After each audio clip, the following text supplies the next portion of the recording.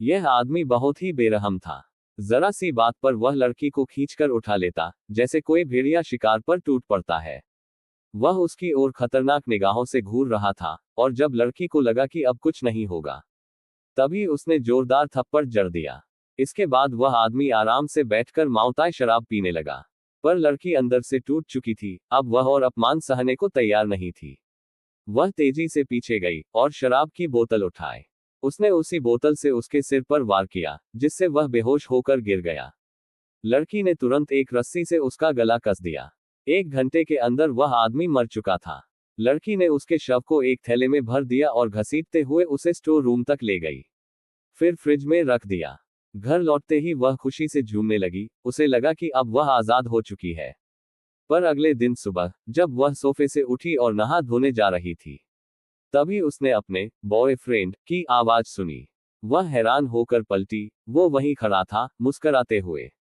लड़की चौंकी, क्या वह मर नहीं गया था?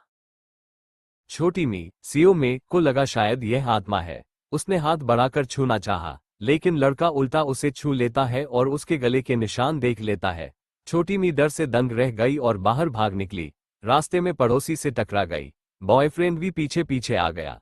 पड़ोसी ने उससे उसका खराब नल ठीक करने को कहा। छोटी मी इस मौके का फायदा उठाकर स्टोर रूम भागी। फ्रिज चेक किया, लाश अब भी वहां मौजूद थी।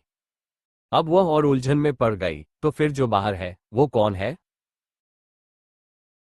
उसने फिर से उसे मारने का सोचा, लेकिन अब वह जानती थी, ये तो मरकर फिर जिंदा हो जाता है। तो उसने एक योजना बनाई। आधी रात को लाश के मांस के कीमा बनाकर मांस पाए, मीटबॉल बना दिए।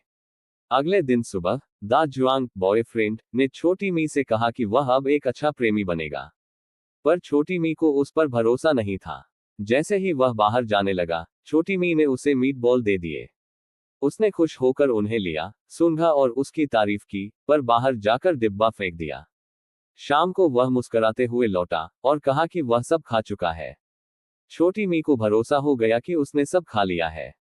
रात को सोफे पर सोते हुए उसे अपने और दा जुआंग की पहली मुलाकात याद आई।